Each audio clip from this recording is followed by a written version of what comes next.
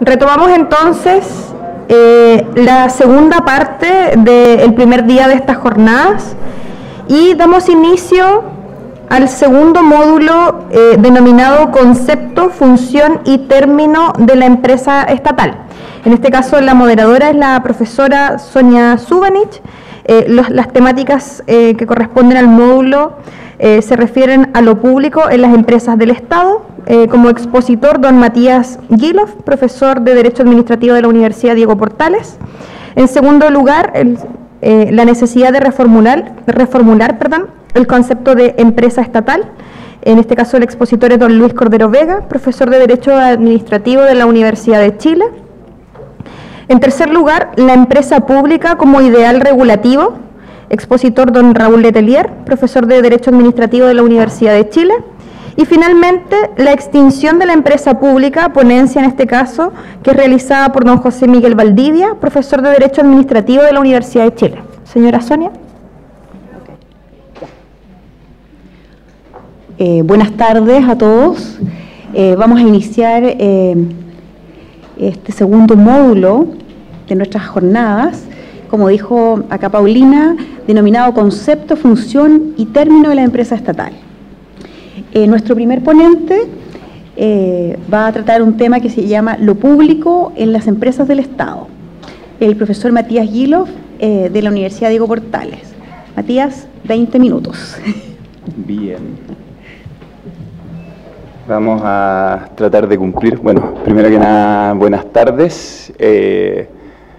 Agradezco la posibilidad de estar aquí. Personalmente es la primera vez que vengo a esta ciudad, un desafío finalmente cumplido. Aprovecho también la ocasión para excusar a mi coautor Pablo Torres, que por un problema de última hora no pudo viajar. Y el tema que queremos presentarles puede ser explicado a través de un ejemplo sumamente burdo que yo utilizo en clases cuando veo esta materia. Y les voy a decir lo mismo que les digo a mis alumnos cuando lo veo en clase. Yo les digo, el problema de las empresas del Estado es que por un lado son empresas y por otro lado son del Estado. Eso es básicamente el desafío aquí. ¿Cómo podemos conciliar ambas cosas que en principio aparecen como polos opuestos, ¿no?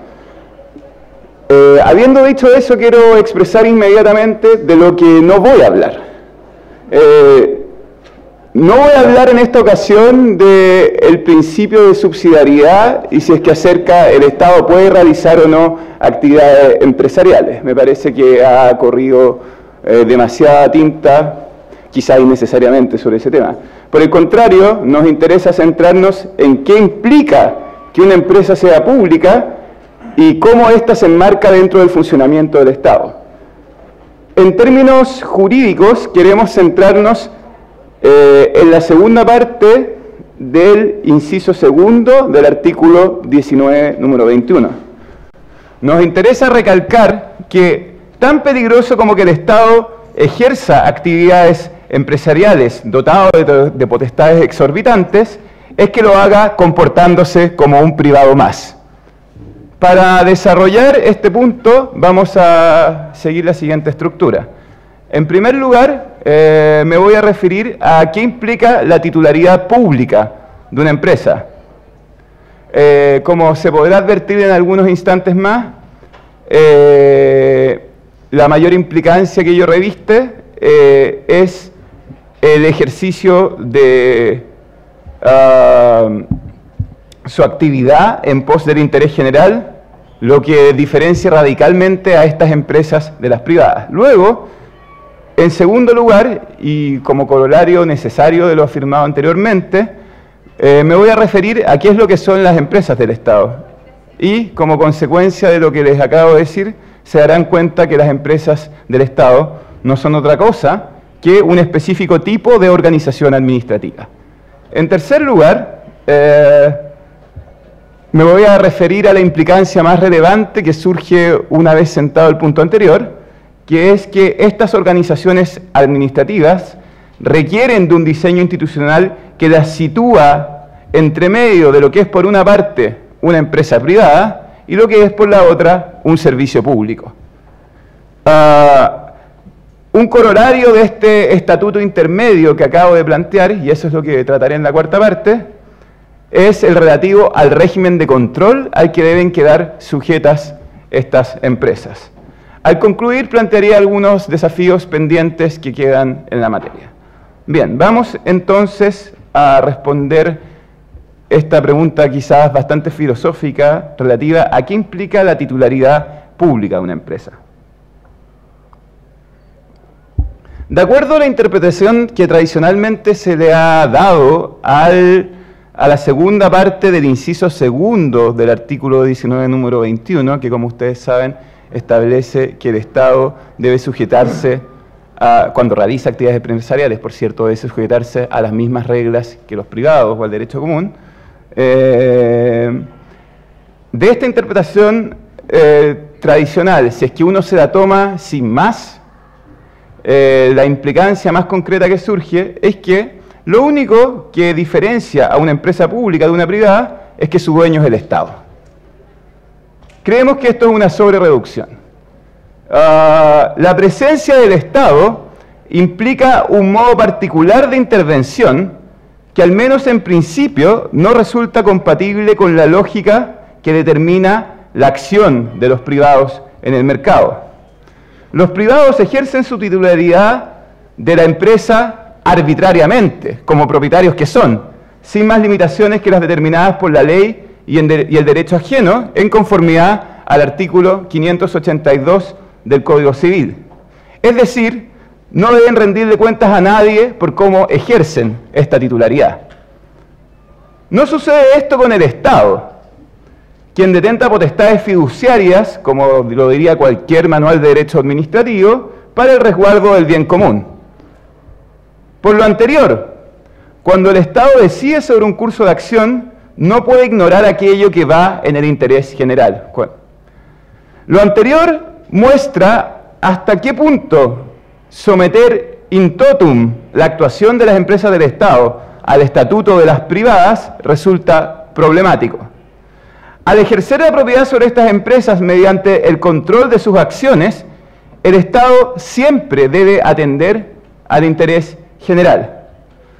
Siendo esta la situación, y aquí ya paso al próximo punto, queda así en evidencia cómo una empresa estatal no es otra cosa que un tipo específico de organización administrativa, esto es, un órgano creado por el legislador para la satisfacción permanente de un interés general. Por cierto, más allá del motor del lucro para incentivar el funcionamiento eficaz, el específico interés general a satisfacer puede variar para cada una de estas empresas del Estado. Un ejemplo lo demuestra.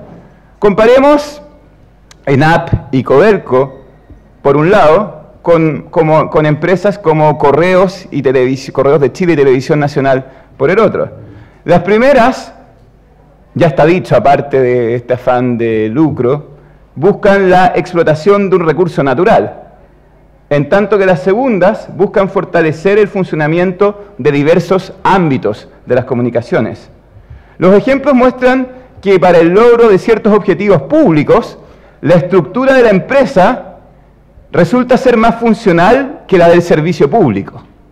Lo que ocurre de manera evidente cuando la mejor manera de lograr que se cumplan estos objetivos es generando ingresos para el Estado.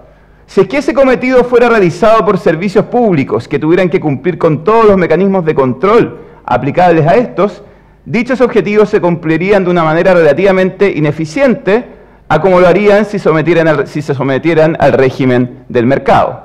Más aún, si se rigieran por este último régimen, por el del mercado, su desempeño podría evaluarse con parámetros medibles, utilidades, y contar con estructuras de gobierno corporativo que les permitan tener una visión de largo plazo al no quedar sujetos a las definiciones del gobierno de turno. ¿Es consistente lo anterior con la afirmación también realizada previamente que la estructura empresarial puede hacer improbable el cumplimiento de los objetivos públicos en las empresas del Estado? Sí, solo se produce la incompatibilidad cuando se adopta in totum la estructura que implica ejercicio arbitrario, no sometido al interés general de las potestades que confiere ser titular de una empresa. Con todo, el solo carácter público de una empresa no asegura que ésta actúe en pos del interés general. Es necesario dar pasos adicionales. Aquí es cuando se torna relevante el diseño institucional.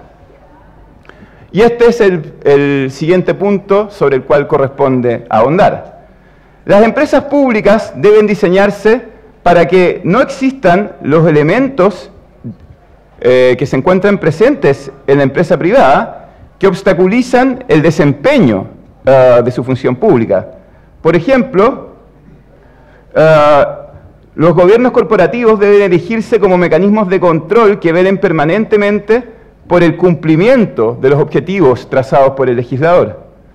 Además, las empresas públicas deben ser configuradas por el legislador de modo que no estén presentes los riesgos típicamente asociados a empresas públicas, presupuestos blandos, faltas de incentivos, etc.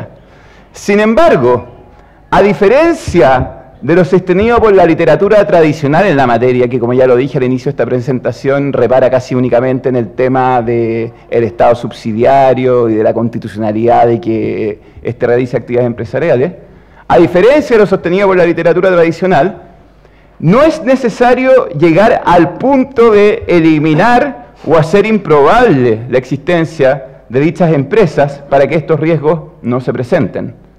Tan solo basta con diseñarlas adecuadamente. En suma, al decidir crear una empresa pública, el riesgo de que su actuación se guíe por el interés privado es igualmente relevante que el que en su desempeño exista una indebida injerencia de la política. Ambos deben llevarnos a poner más atención a que estas empresas tengan un adecuado diseño institucional. Último punto. Todo lo dicho tiene implicancias en materia del control al que deben quedar sujetas estas empresas.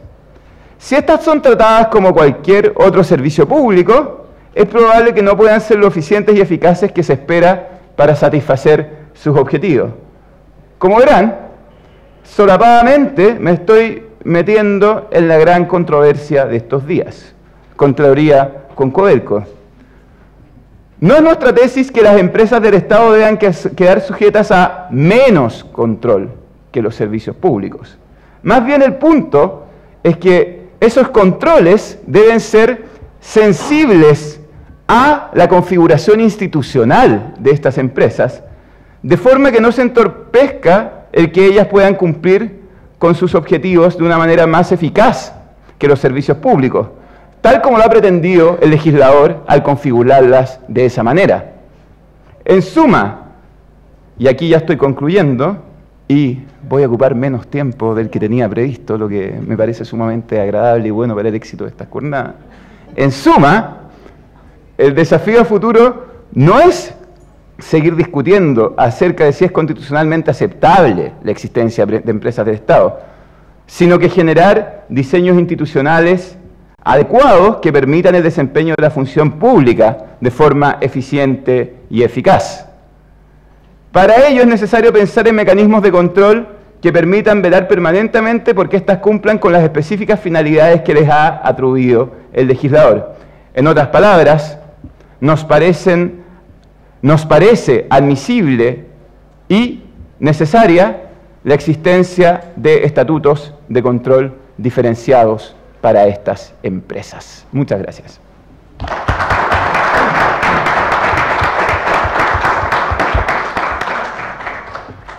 Bueno, muchas gracias, Matías. Gracias por este cumplimiento estupendo del tiempo. Bueno, estaba planificado que ahora expusiera el profesor Luis Cordero, pero entiendo que tuvo algún inconveniente, por tanto, él no va a poder exponer. Entonces, corresponde que el profesor Raúl Letelier, profesor de la Universidad de Chile, exponga sobre la empresa pública como ideal regulativo.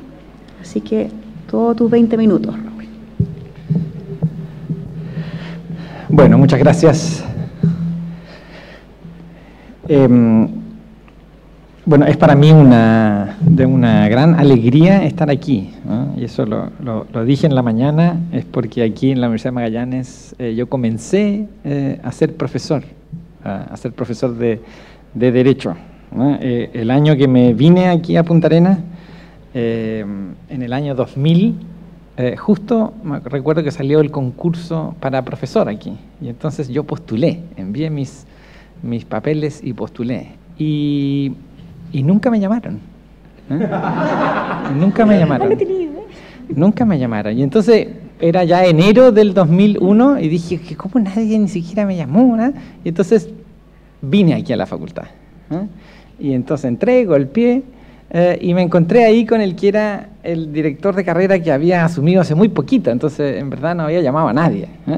Y entonces junto a él, junto a Nicolás Álvarez, comenzamos a hacer la Facultad de Derecho, comenzamos a hacer la carrera de Derecho aquí. Empezamos a ubicar profesores y así comenzó mi vida académica, a ser profesor y además a organizar esta escuela de Derecho. Entonces, tengo unos recuerdos pero fabulosos de esa época y es para mí una verdadera alegría estar aquí de nuevo con Sonia, que la conocía ya desde mucho tiempo, y con todos ustedes. No veo exalumnos míos, y no los veo, a lo mejor a propósito, a lo mejor no quisieron venir, ¿no? Porque lo que quería era pedirles disculpas por lo duro que fui en esa época, una época llena de juventud e inseguridad, ¿no? Y entonces ahí era de reprobación fácil, y entonces después de algunos años ya creo que lo que me convenía era pedirles disculpas. Pero bueno, el tema que quiero tratar es la empresa pública como un ideal regulativo. La empresa pública es ante todo un diseño regulativo. Esto quiere decir que la construcción, generación de una empresa pública tiene el mismo fin, el fin del derecho, ¿no? Y el fin del derecho es dirigir conductas humanas, ¿no? Es decir, cuando se genera una empresa pública, lo que hay detrás es una propuesta para dirigir conductas humanas, y eso es vital que lo tengamos siempre en consideración. Cuando se discute el problema de las pensiones en Chile, cuando vemos las tasas de retorno, es decir, la cantidad de dinero que recibiremos cuando nos jubilemos, y vemos que estos tienen unas cantidades exiguas, y entonces vemos que este sistema, en buenas cuentas, funciona muy poco. Bueno, hay dos salidas. La salida del derecho ordinario, diríamos, es entrar y regular y cambiar esto. Es decir, bueno, modificar el sistema, construir a lo mejor un nuevo sistema de reparto, o a lo mejor hacer un sistema mixto, bueno, lo que sea. Es incidir regulativamente de forma directa en ese mercado. Pero hay otra solución, que es una solución que se ha planteado aquí, es construir una AFP estatal. Bueno, la idea de que dentro de la mente de opciones, ¿no? Dentro de la mente de personas, aparezca la opción de, por un lado, regular, cambiar, pero por otro lado, construir una AFP estatal, bueno, no tiene que hacernos perder la línea de que aquellos que creen que es posible corregir de alguna manera este mercado construyendo una empresa pública, si es que la AFP estatal tendría una forma de empresa pública, eso no está claro, pero si es que pudiese tenerlo, bueno, lo que se piensa es que construyendo una AFP pública algo va a pasar en ese mercado, la manera en que las otras AFP se vienen comportando, la manera en que los ahorrantes se comportan, la manera en que otras relaciones se dan en ese mercado de pensiones, ya sea de inversión o de otro tipo, bueno, eso va a cambiar con una AFP estatal, con una empresa pública. Es decir, la introducción de una empresa pública es una forma de regular ese mercado, ¿no? Se piensa entonces que la alternativa de regular el sector privado de una forma intensa, a esa forma puede serle opuesta otra forma de regular aquel sector privado, es decir, el cúmulo de AFPs privadas, algo pasaría en ellos, algo pasaría en el comportamiento de sus directores, algo pasaría en el comportamiento de los gerentes de esas AFPs privadas con la introducción de una AFP pública, con la introducción de una empresa pública. Es decir, la utilización de una empresa como forma de regular a otros.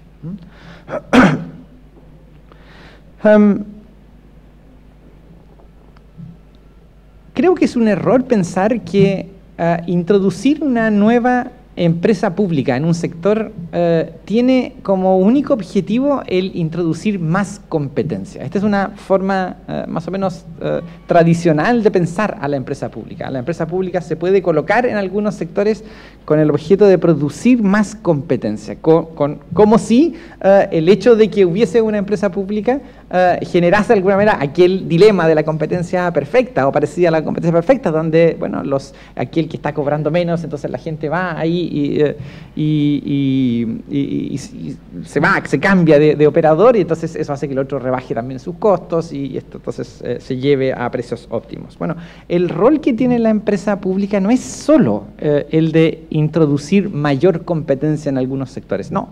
El rol de la empresa pública, y esto es el mensaje de esta ponencia, el rol de la empresa pública tiene que ser entendida también como instrumento de regulación. Esta percepción de entender que solamente produce competencia es una percepción que de cierta manera subestima el rol de la empresa pública como instrumento de regulación.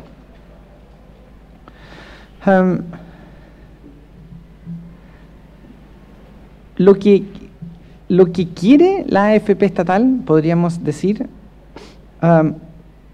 es reflejar de alguna manera la necesidad de introducir una específica regulación en ese mercado determinado, una regulación que obligue a que la ganancia que se obtiene en aquel negocio se comporte con parámetros distintos a aquellos parámetros con los cuales se comportaba la ganancia cuando no existía esa empresa pública, ¿no? Esto es, de alguna manera, introducir un competidor que se comporta de una manera totalmente distinta a los demás competidores, ¿no? Es decir, lo importante no es meter otro competidor que se comporta de la misma manera que los otros, no, lo importante es introducir un competidor que se comporta de una manera extraña, de alguna manera.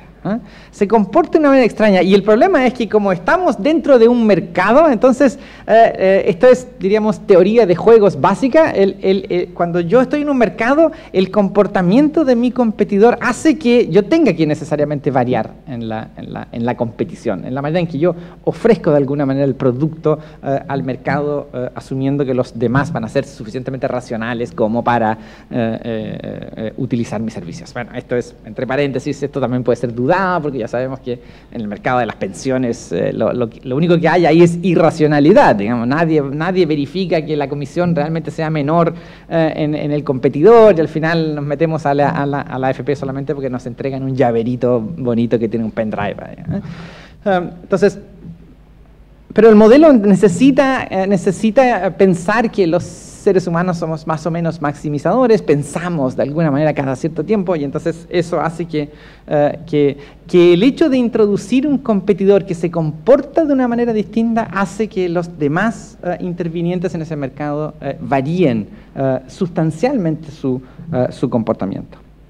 La empresa pública es una forma de regulación de altísima intensidad, cuyo potencial, creo, ha sido bastante infravalorado, ¿no? De hecho, en la última gran esfuerzo de modificación estatal o de modernización estatal, donde el profesor Valdivia, aquí al lado mío, fue uno de sus integrantes principales, bueno, la empresa pública ni se tocó, ¿no? De hecho, tuvieron de alguna manera la osadía de hecho, no tocarla y más encima llamarla el asunto ausente. Es decir, titularon ahí, esto es un asunto ausente, de esto, en buenas cuentas, no se va a tocar en la modernización del Estado. Yo diría que hay un error ahí, yo diría que la empresa pública ha sido infravalorada como instrumento de regulación.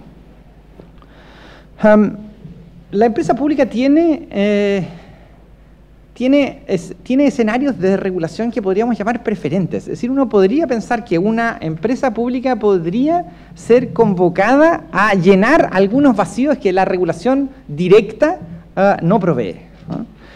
Uno de los grandes problemas que se tiene con los monopolios regionales, es decir, por ejemplo, en materia de servicios sanitarios, uno de los grandes problemas que se tiene es que, bueno, son servicios que en realidad, cuya competencia es muy difícil de generar, es muy difícil de construir, ¿no? Se entregan concesiones de forma regional y por ende la gente que está ahí consumiendo agua en esas zonas en realidad no tiene competencia, no hay ninguna posibilidad, ¿no? Y entonces, cuando no hay competencia, bueno, el problema se traslada a la tarifa, es decir, ¿cuánto me va a cobrar esta empresa a la cual se le va a asignar en concesión un monopolio natural? Y entonces, cuando eso sucede, el gran problema que se tiene es cuál es el valor de la tarifa, cómo calcular que haya una tarifa más o menos correcta. Y entonces, bueno, la forma, diríamos, más moderna de hacerlo es emulando una empresa. ¿no? Es decir, fabricando de alguna manera una empresa, es lo que usualmente se suele llamar la idea de la empresa eficiente. ¿no? Es decir, esta idea de tratar de construir una empresa que se mueve en condiciones de eficiencia y que tiene un margen de ganancia más o menos razonable, lo que nos da pie a entender una empresa modelo, nos da pie a entender que esa empresa podrá comportarse de una manera racional, podrá obtener un margen de ganancia industrial razonable y entonces, gracias a eso, calculamos una tarifa. Es decir, de alguna manera, colocamos una empresa ficta al lado de esa otra empresa que no tiene competencia. Bueno, el problema que tienen los servicios públicos que fijan tarifas es que no tienen no tienen un parámetro. Es decir, el único parámetro que tienen es los datos que la empresa real entrega para poder luego fijar la tarifa. Y la fijación de la tarifa es algo muy, muy relevante, eso que quede muy claro. Digamos. Es el único momento donde hay competencia, diríamos. Competencia ficta, pero competencia al fin. Es decir, ustedes comprenderán que el objetivo razonable de una empresa sanitaria es que la tarifa sea lo más alta posible. Y uno diría, el objetivo del servicio público no es que la tarifa sea lo más baja posible, porque si es muy baja, la empresa puede quebrar y ese es el desastre, digamos. Entonces, al servicio público lo que le interesa es, bueno, pagarle una suma razonable. El problema es que no tiene un test, no tiene una posibilidad de poder verificar cuánto puede cobrar una empresa, cuánto es razonable pagar a una empresa sanitaria por el cloro que se le inyecta. No, lo que tenemos son algunos datos, la empresa nos dice que justo le compró a otra empresa que le vende cloro. Bueno, sí, somos los mismos dueños, pero bueno, eso no importa. Pero le compramos a un precio. Y entonces, una de las formas de poder regular ese mercado es tener una empresa pública. La empresa pública puede no solo inyectar competencia en un sector, es decir, que a una empresa pública se le asigne un determinado marco, sino que entregarle a la administración los datos para poder tarificar bien. Así, aquí ya no ocupamos la empresa pública como un objeto simple de producción de competencia. No, aquí utilizamos la empresa pública como un test, digamos, ¿no? Es decir, como una forma en que entregue datos a la administración pública directamente para que luego cuando le fije la tarifa a los otros, bueno, haya datos de alguna manera reales de cómo conseguirlo. En el ámbito de mercados en los cuales están afectos a graves asimetrías informativas, una empresa pública puede ser una buena manera de corregir esto. El mercado, diríamos, por esencia asimétrico informativamente son el mercado de la salud en general. Y eso es porque, bueno, por muchas razones. En verdad, nosotros no somos especialistas en medicina, no proyectamos nuestros problemas, tenemos sobreconfianza sobre nuestra estabilidad de salud, siempre pensamos que a nosotros no nos va a pasar nada, entonces tampoco invertimos en salud, luego para darnos posibilidad de elegir planes de salud nos colocan 250 planes en la mesa, nadie entiende porque uno es un 20% aquí, el otro es un 60% acá, un 40% acá, bueno, entonces al final nos quedamos con el llavero y con los kilómetros lampas. Entonces, bueno, ese es una empresa pública en el ámbito sanitario puede producir información al momento de regular la distribución sanitaria. Es decir, el hecho de tener en el ámbito sanitario empresas públicas que atiendan los mismos mercados que la empresa privada, esto es naturalmente en el caso de la AFP y en el caso de la salud, esto es asumiendo desde ya que no hacemos un cambio radical y por ende no hacemos un sistema de reparto, no hacemos un sistema de salud universal público, ¿no? Que sería de alguna manera lo ideal, pero eso, asumiendo que eso no es así, que el mundo es más imperfecto, bueno, asumiendo eso, una empresa pública puede producir en mercados con graves asimetrías informativas una forma de regulación para la administración pública que le permita tener información más real y más valedera. O también, y esto es lo relevante también, o también la empresa pública puede producir regulación en los otros a través de distintas formas. Una de las formas es cuando la empresa pública produce bienes y está sujeta a estándares públicos. Bueno, eso genera comportamientos distintos en los competidores, ¿no? Es decir, el cumplir determinados estándares de lealtad o de buena fe mayores a los exigidos en la empresa privada genera también cambios en las empresas privadas, ¿no? En materia de género, por ejemplo, esto ha sido un clásico ejemplo que se ha visto en el mundo. Muchas empresas públicas cumplen, por ejemplo, reglas de paridad de género porque se las imponen, porque tienen la posibilidad de imponérselas, ¿no? Eso genera un cambio regulatorio en las otras empresas. Las otras empresas se van ajustando cada cierto tiempo a ese marco regulatorio. El gran problema que tiene todo esto es, bueno, mientras más graves, más gravosos sean esos estándares para la empresa pública, menos margen de competencia le damos a la empresa pública. Y entonces el gran dilema de esto es, claro, usted le coloca tantos requisitos, tantas exigencias, el funcionario de la empresa pública se tiene que comportar casi como un funcionario público. Cuando usted le coloca más requisitos, entonces la transforma en una empresa poco competitiva. Y entonces el punto central aquí es que la empresa pública no puede ser juzgada con la mera productividad. Es decir, la empresa pública no puede ser colocada al lado de la empresa privada mirando el éxito de sus gerentes solamente con productividad gerencial. Es decir, la empresa pública tiene que ser juzgada en su éxito con criterios distintos, con criterios de bienestar social.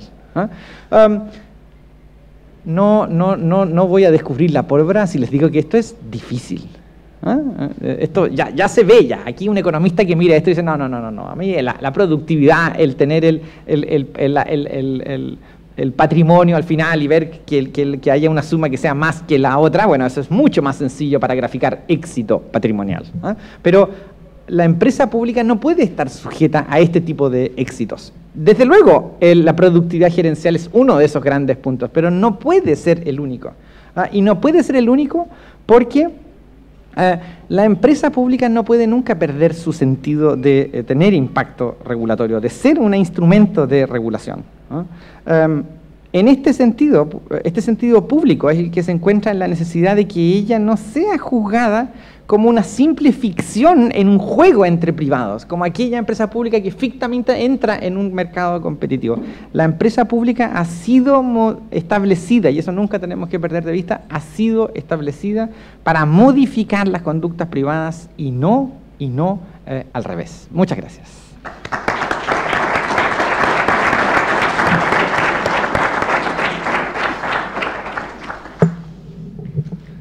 Muchas gracias, Raúl. Bueno, corresponde ahora que el profesor José Miguel Valdivia, también profesor.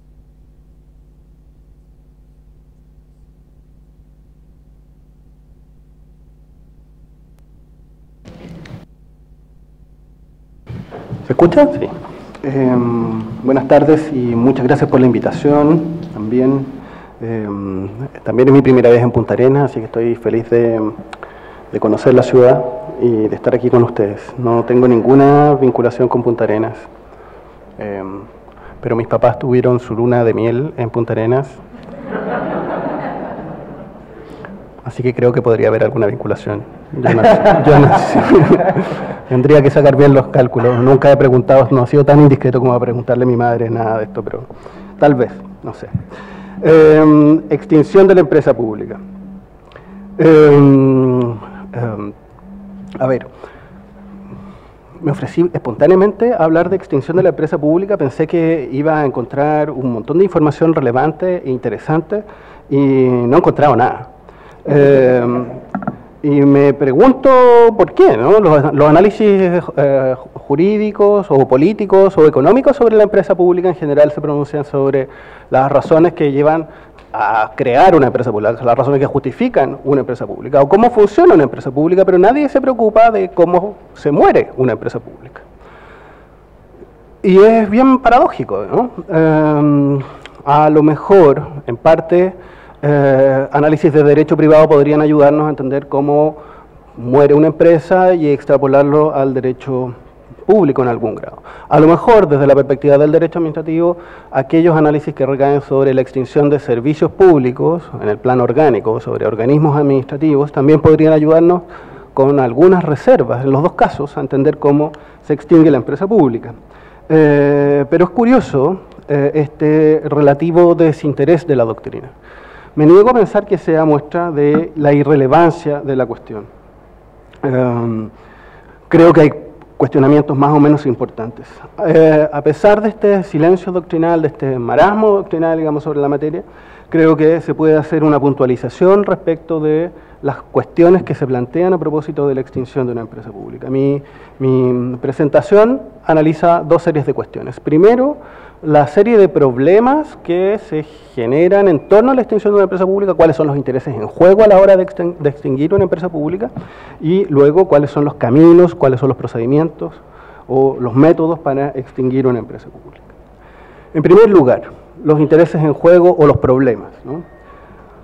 Si uno piensa que una empresa pública, como una empresa en general, ¿no?, es un complejo orgánico integrado por personas y por un cierto patrimonio afecto al cumplimiento de una determinada misión, ahí están dados probablemente los tres ámbitos o los tres focos de problemas que genera la extinción de una empresa pública: en el personal, en el patrimonio y también en las misiones que cumple la empresa pública. Los problemas de personal quizás son los más visibles, son los más vistosos, o los más que, digamos, los que más ruido generan a la hora de extinguir una empresa pública. Hay una serie importante de análisis, no sé cómo calificarlos, jurídico-políticos, por decir una cosa, que revelan o que denuncian que la empresa pública es una casa sin amo, ¿no?, una organización particular que tiene una serie de problemas de agencia y que la dejan generalmente como presa de los intereses corporativos, muchas veces de sus propios trabajadores. Y esto se manifiesta a veces con harta fuerza a la hora de terminar la empresa, ¿no?, de ponerle término a los negocios. A la hora de ponerle término a los negocios, digamos, el peso más o menos importante de el ruido que pueden hacer los funcionarios es significativo. Si bien la masa laboral ha cambiado mucho, la conformación de la masa laboral ha cambiado mucho en el último tiempo, ¿no?, en las últimas décadas. O sea, a lo mejor la pregunta, ¿existe la clase obrera?, es una pregunta importante. Podríamos recordarnos algunos ejemplos chilenos que son significativos, ¿no? Casi todos los problemas derivados del cierre del carbón, de las empresas del carbón, Enacar, que era una empresa estatal, tienen este telón de fondo, ¿no?, las tensiones generadas por los trabajadores de la empresa. No hay respuestas claras respecto de qué hacer con los trabajadores, ¿no? El Código del Trabajo, asumiendo que es el derecho aplicable a los trabajadores de las empresas públicas, como en general lo es, el Código del Trabajo no contempla la terminación de la empresa como una causa de terminación de los contratos de trabajo, salvo en casos muy contados, en casos de liquidación por procedimientos concursales, en el fondo en la quiebra. De manera que el derecho laboral no entrega muchas pistas, salvo aquellas pistas, digamos, comunes, ¿no? Los créditos de los funcionarios, de los trabajadores, son créditos privilegiados en el plano de la prelación de créditos, de manera que, aun cuando la legislación laboral parece entender que las empresas deberían continuar a pesar de los problemas que tienen, también está poniéndose en el caso de que sea necesario enfrentar a los créditos de los trabajadores de una manera que no los defraude frente a los demás acreedores o los demás intereses envueltos en esto. En segundo lugar, el patrimonio de la empresa también es una fuente de problemas o una fuente de preocupaciones a la hora de cerrar.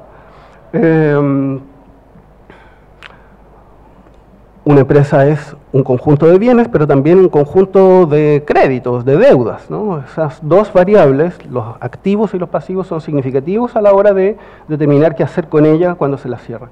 El derecho privado contempla una herramienta común a un montón de situaciones, de patrimonios que se manejan en común, ¿no? Comunidades o sociedades, que es la liquidación.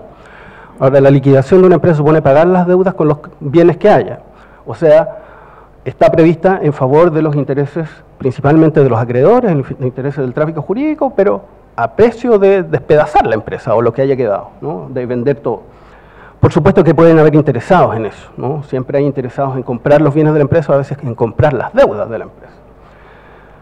Eventualmente, los acreedores también pueden hacerse presentes en los procesos de terminación de empresas. No sé si recordamos en la historia chilena el caso de la empresa La Nación, en los años 30. La empresa La Nación adquiere su configuración, la última que tuvo hasta su cierre, como una empresa de capital compartido entre el Estado y privados, precisamente gracias a un concurso con los acreedores, un convenio con los acreedores en los que se accedió a capitalizar sus deudas y que entraran a la propiedad accionaria. Para el Estado tampoco es irrelevante qué pasa con el patrimonio de la empresa, ¿no? Por supuesto puede tener interés, a veces lo tiene si quiere sacarle algún provecho a los activos de la empresa, puede tener interés en pagar las deudas, en pagarlas de una manera privilegiada. Pero sobre todo puede tener interés en qué pasa con los activos, ¿no? Yo no me imagino que una empresa, perdón el ejemplo centralista, Santiago centralista, digamos, pero no me imagino muy bien al Estado chileno disponiendo la terminación de la empresa de transportes Metro S.A., el Metro de Santiago, y permitiendo que los activos principales, o sea, las líneas que pasan por el subsuelo de bienes nacionales de uso público, sea vendido al mejor postor. También hay que explorar, en el fondo, los problemas de la terminación de la empresa, la extensión de la empresa desde esta perspectiva. Por último, yo creo que las misiones de la empresa son los aspectos más significativos o más problemáticos. Nosotros sabemos que la empresa pública es un rótulo que busca simplificar una unidad, o sea, busca simplificar en una unidad una serie muy diversificada de problemas. Por ser lo más simple posible, ese tipo de funciones que cumplen las empresas se pueden agrupar en dos categorías, ¿no? Hay empresas comerciales, empresas estatales comerciales que desarrollan un giro entregado también a los particulares, donde la preocupación central es, bueno, probablemente el provecho para otras finalidades de interés público. Me imagino que las empresas mineras, en particular Codelco, tienen una función desde esa perspectiva. Y hay otras empresas que son más bien de servicio público, ¿no? Compatibles con una lógica mercantil, con una lógica comercial. Mientras las primeras a lo mejor no tienen diferencias sustantivas con las empresas privadas y el Estado podría cerrar, al tiempo de cerrarlas o de disponer su extinción, pensar en obtener algún margen de eficiencia, algún margen, digamos, ventajoso. No ocurre lo mismo con las empresas de servicio público, ¿no? Es difícil pensar que el Estado pueda desentenderse sin más por la vía de extinguir una empresa, puede desentenderse de esas misiones de servicio público que define el marco normativo. Ahora, por supuesto que esto plantea la difícil, la compleja, ya hemos visto en el primer panel y probablemente vamos a seguir viendo en los demás paneles de esta jornada, identificación de aquello que significa servicio público en el año 2017, ¿no? ¿Qué diantres es servicio público? Es algo que todavía nos cuesta mucho definir, sobre todo después de las famosas crisis del servicio público. Me gusta una de las definiciones más generosas que entrega un autor francés que se murió este año, el profesor René Chaput.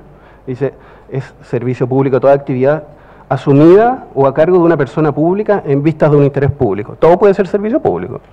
En nuestra mentalidad más legalista se exige una cierta titularidad estatal de actividades o de bienes para entender que estamos en presencia de un servicio público. Y esa titularidad está marcada por el marco normativo, por leyes, ¿no? Por un principio de legalidad más o menos fuerte.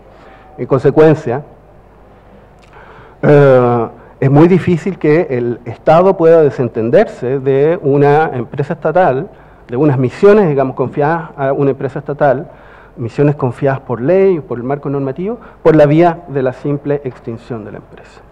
Más o menos esas son la serie de problemas que ya muestran, digamos, la dificultad de enfrentar esta cuestión. ¿Cómo se cierra? ¿Cómo se extingue una empresa?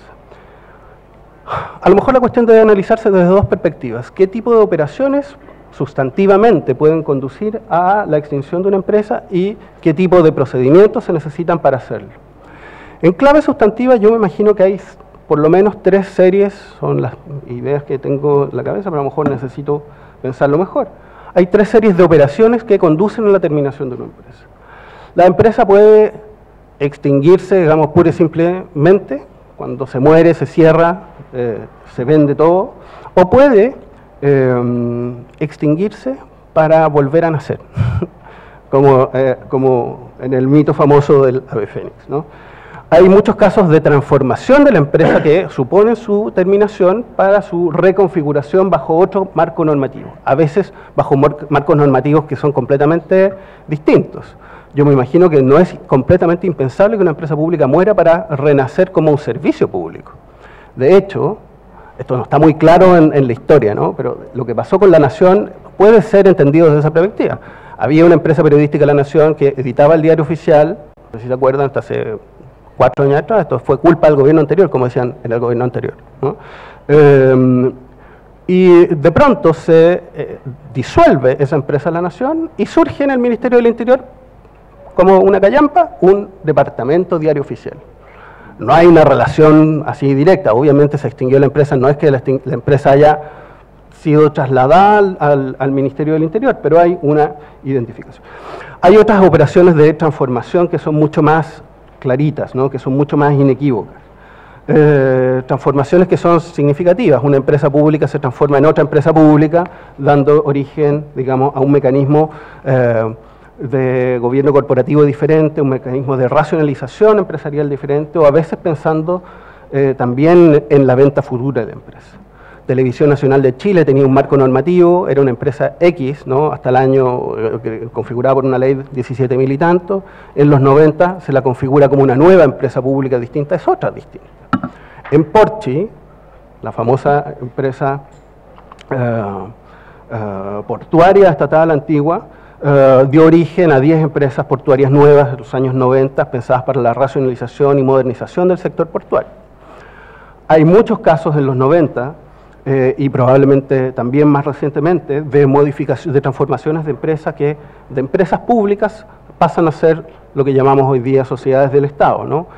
LAN Chile, que era en otro tiempo una empresa pública creada por ley, pasa a ser en los 90 una sociedad anónima, una sociedad del Estado, y ligerito después se privatiza. Pero ya hablar de estos casos es hablar de privatización, que es el segundo tipo de operaciones de extinción de una empresa pública. La privatización es el caso más simple de extinción de una empresa pública. Se vende la empresa pública. Ahora, no es tan fácil vender una empresa pública, a veces hay que sanearla. Puede estar plagada de deuda, por ejemplo. Puede tener muchos trabajadores que sean difíciles de vender con la empresa pública. La empresa pública en realidad no se puede vender, hay que comodificarla primero, hay que transformarla en acciones o en derechos, hay que transformarla en una sociedad del Estado y lo que se vende son las acciones. La disolución, por último, es el caso probablemente más problemático, supone asumir que el Estado ya no tiene interés en un determinado giro empresarial, no quiere seguir desarrollándola, tiene que resolver los problemas que se suscitan en estos 3 ámbitos que mencioné primeramente. Puede hacerlo, ¿no? El caso más reciente, a lo mejor tiene relación con esta zona, la empresa de abastecimiento de zonas aisladas, Antigua y Masa, fue extinguida también en el gobierno de Piñera, mediante una operación legislativa. Y la empresa periodística La Nación, bueno, esto que ocurra en el gobierno de Piñera tampoco es una mera coincidencia, pero la operación se efectúa ahí simplemente a través de gobiernos corporativos. Procedimentalmente, con esto termino, ¿no? No es tan sencillo determinar cómo se extingue una empresa pública. En algunos casos se necesitan procedimientos de derecho privado y en otros de procedimientos de derecho público. Los mecanismos de derecho privado son a priori propios de las sociedades estatales. Estos acuerdos corporativos de disolución de la empresa o de transformación de la empresa. El caso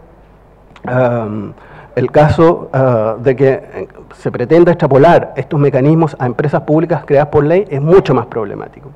También durante el gobierno anterior y durante, digamos, la administración del Contralor anterior, hubo un caso bien importante relativo justamente a EMASA, ¿no? EMASA pretendía empezar su liquidación a través de la venta de sus activos. Y la Contraloría dice, esto no puede ser, ¿no? Usted no puede simplemente desentenderse de una serie de cometidos que le han sido transferidos, que le han sido otorgados por ley. Necesita una ley para disolverse. Desde la perspectiva del derecho público, los procedimientos son mucho más conocidos. Para adoptar cualquier modificación relevante en una empresa pública creada por ley, una empresa pública dura, se necesita una reforma legislativa, o sea, un procedimiento sumamente complejo y ambicioso. Un procedimiento político, digamos, puede ser no tan complejo, hay que tener los votos, hay que sumar a la UDI o hay que sumar a los comunistas al acuerdo, básicamente. Conocemos varios casos de esta naturaleza. En cambio, los procedimientos de derecho público tendientes a privatizar son relativamente más sencillos, ¿no? Se necesita, por cierto, una ley para que el Estado pueda vender o enajenar sus activos, enajenar sus bienes, pero esas autorizaciones existen. En general, en el ámbito de las empresas, a veces hay restricciones.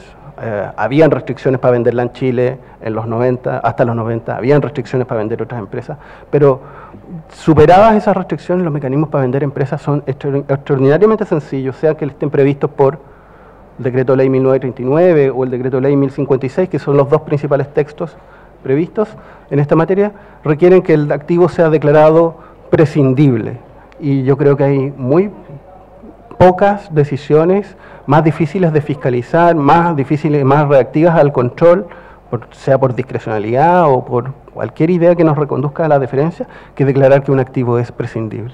Entonces, este mecanismo de privatización elude mucho el control y por eso mismo hay que prestar harta atención a las restricciones, sobre todo estas restricciones derivadas de la idea de servicio público que están aguas arriba de la decisión de deshacerse de la empresa. Muchas gracias.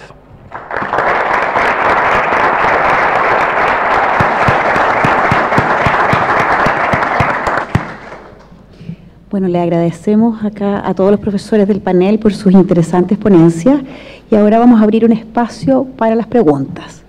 Así que, por favor, ¿quién empieza? ¿Dónde están los estudiantes con los micrófonos? De inmediato van a atender sus preguntas. Tenemos entonces al profesor Lake, al profesor, ¿quién más? La profesora Alicia Lacruz. ¿Quién más? Estaba...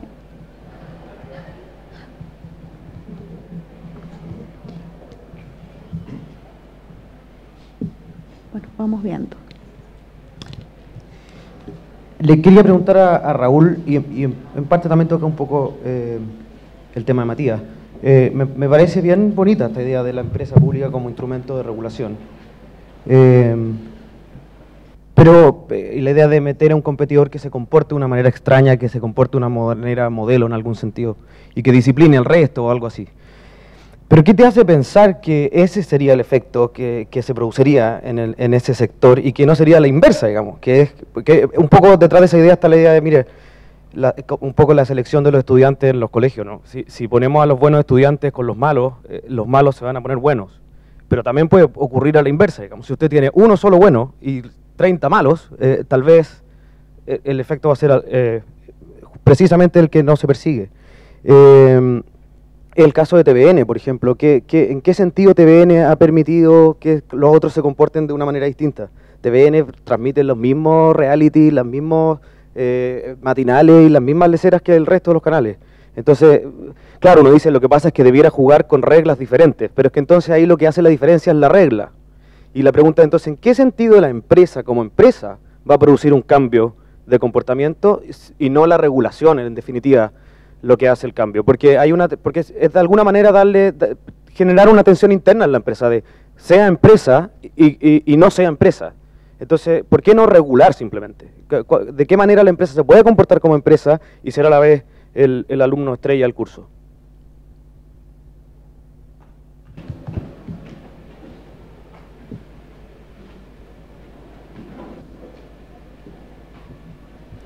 Bueno, para Raúl también, siguiendo la misma línea, a mí me parece un poco extraño esto de, hemos visto todo el tiempo las dificultades que tiene crear empresa, y ya crear empresa para estos objetos me parece más extraño aún, viendo lo que decía el profesor Valdivia también con las dificultades que presenta una empresa pública.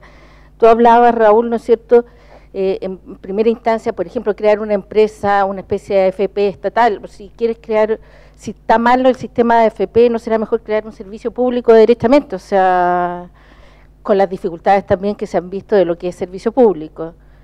También respecto, o sea, estamos hablando, por ejemplo, en sectores regulados como el sector sanitario, ¿no es cierto?, decir, bueno, vamos a buscar una empresa que pueda ser la imagen para poder establecer la tarificación. Tal vez sería mejor abrir a la competencia la mayor cantidad de posibilidades que dentro de las empresas sanitarias se pueden abrir a la competencia, y lo otro a lo mejor sincerarlo y transformarlo en servicio público.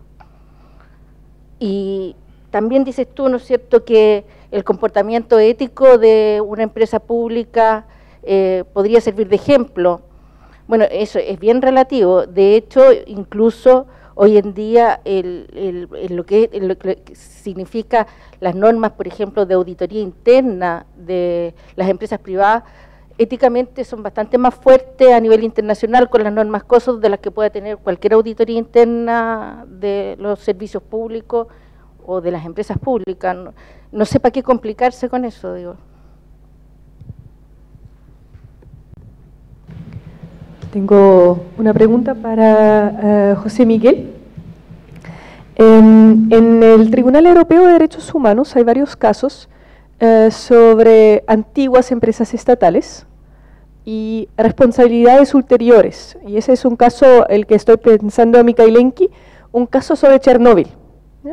Los trabajadores de Chernóbil que fueron desvinculados porque se cerró todo el perímetro alrededor de Chernóbil y demandaron al Estado por el arrastre en los sueldos que no se habían pagado, y Ucrania dice, no, ya no soy yo. Y la Corte Europea, el Tribunal Europeo dice, no, tú sigues responsable. ¿Cómo sería esto acá? ¿Cómo respondería el derecho administrativo chileno a este tipo de responsabilidades después de la muerte de la empresa, digamos, ¿no? Y para Raúl y Matías, hay un documento internacional, los principios rectores sobre empresas y derechos humanos, que mencionan en uno de los principios el rol ejemplar de la empresa estatal para incentivar al resto de las empresas de comportarse de acuerdo a estándares de derechos humanos. Y la gran crítica de todos los abogados activistas de derechos humanos es que no te va a funcionar, porque ciertos bienes, derechos fundamentales, solamente lo vas a lograr proteger a través de regulación propiamente tal. ¿Cómo crees que los incentivos blandos de la competencia, o cómo creen que estos incentivos blandos de la competencia podrían hacer que los otros siguen el ejemplo? Gracias. ¿Quién más? Acá y atrás parece. Una pregunta muy concreta para Raúl.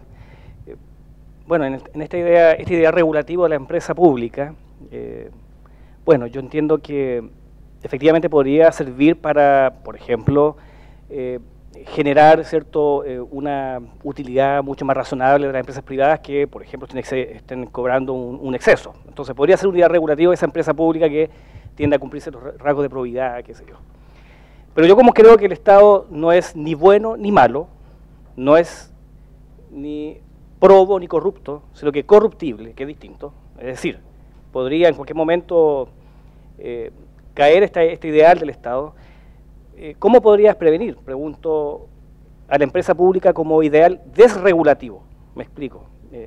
así como podría fomentar una mejor competitividad o mejores precios, podría suceder, como de hecho ha ocurrido en otros estados, ¿cierto? Ya sea totalitarios, da lo mismo el partido político, da lo mismo, en que una empresa de Estado, ¿cierto?, genera precios, como es un barril sin fondo desde el punto de vista de su financiamiento, podría generar precios que hagan caer, ¿cierto?, al mercado privado en el evento que se diera ese caso. Digamos, yo estoy también de acuerdo que, y se dijo en los paneles, que podría ser al revés, que una empresa privada podría generar una suerte de, ¿cierto?, de tensión con el Estado, como se comentó en la mañana. Pero también me pregunto cómo prevenir el efecto inverso, que la empresa pública genere una situación de monopolio o una situación de desregulación que pudiera complicar, quiero decir, al mercado.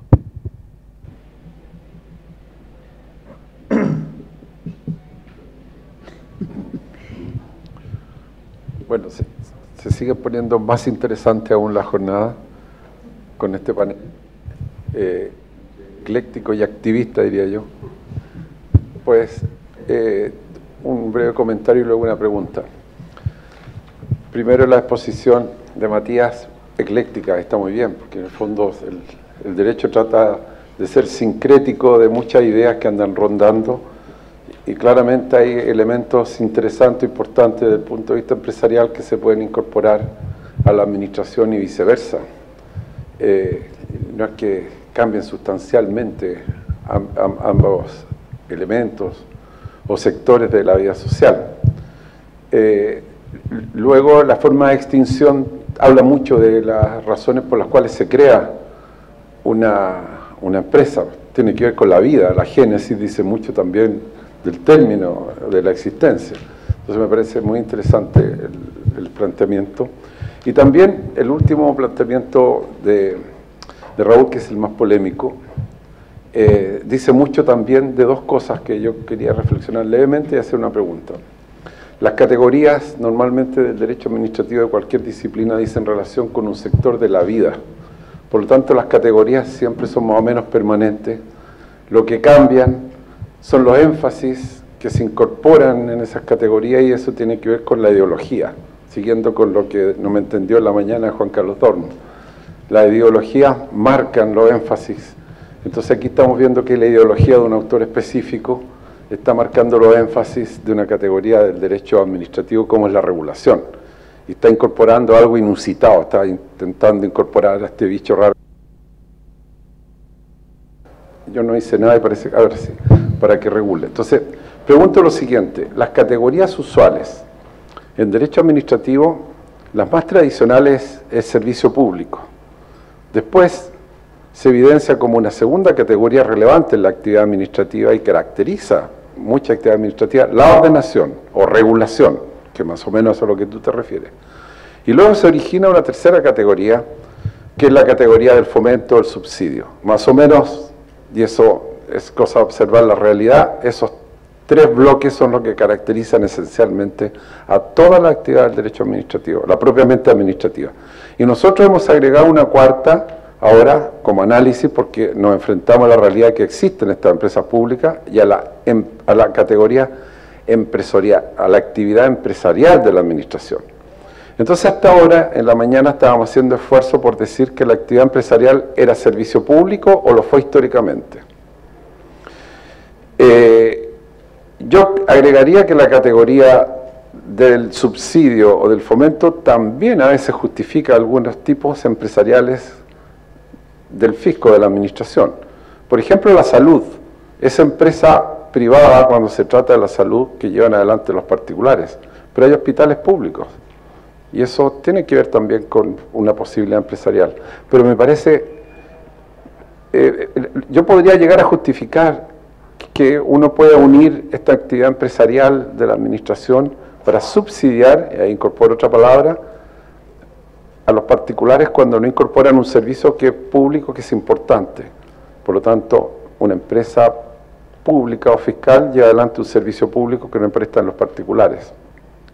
O podría aceptar que puede crearse una empresa pública para fomentar, para regalar, y de hecho hay empresas públicas que fomentan fundamentalmente En materia minera hay empresas públicas que son creadas nada más que casi para regalarle subsidios a los particulares. Entonces, pero para regular me parece peligrosísimo, porque la regulación es una tarea moderna que tiene que ver con mantener cierta igualdad, y es una tarea regulatoria que le compete por democracia al legislador. Entonces, incorporar una empresa pública, una empresa fiscal, para que haga cambiar conductas de los particulares, que es la esencia de la legislación, como decía Alicia, igual, habrá que ver cuál es su conducta, para que amedrente, diría yo, a los particulares. Yo creo que es bien desajustado. Bueno, sería difícil de cumplir ese sueño que tú tienes en este instante de incorporar como fin a las empresas fiscales la regulación. Eso, perdón por lo largo de la pregunta.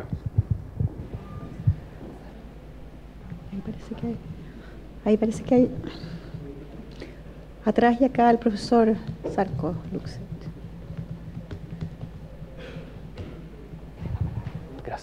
Gracias. Primero una pregunta a Matías Guiloff. En la parte final de tu ponencia no me quedó claro, quizás, no sé, por un tema de tiempo, pero tú propones que, si entendí bien, que los mecanismos de control de las empresas públicas deberán ser una especie de criterio de control diferenciado. Y dijiste al final que tuvieran cierto grado de sensibilidad a la especial actividad que desarrolla la empresa pública. Entonces el punto no me queda claro cuál es esa sensibilidad que explicaría, digamos, ese control diferenciado, y al mismo tiempo entonces cuáles serían esos criterios diferenciales respecto, entiendo yo, de los criterios normales o tradicionales, digamos, se aplica a la administración pública, no empresa pública, ¿cierto? Y respecto, Raúl, otra más, ya está haciendo una avalancha, parece. Respecto a la empresa pública, en cuanto a tu propuesta de ideal regulativo, hay una parte, digamos, que quizás no me cuadra mucho. Pero cuando yo entiendo ideal regulativo en términos generales, busca naturalmente cambiar una conducta, dirigir la conducta, como tú bien dices, pero sobre la base de proponer ciertos criterios sustantivos que implica desafiar también las reglas del juego imperante. Porque de tu perspectiva pareciera ser que lo que tú propones es que el cambio en los demás actores dentro de un determinado mercado se daría únicamente porque entra un actor especial que viene a jugar distinto. Pero es un juego distinto también moderado, porque en el fondo no está desafiando las reglas en el fondo de la lógica mercantil sobre la cual, digamos, se desarrolla el sector. Entonces, la incidencia que pueda tener el Estado sin desafiar las lógicas mercantiles del sector va a ser limitada, además, porque si va más allá de esa lógica probablemente se va a colocar en riesgo de sobrevivencia dentro de ese propio mercado.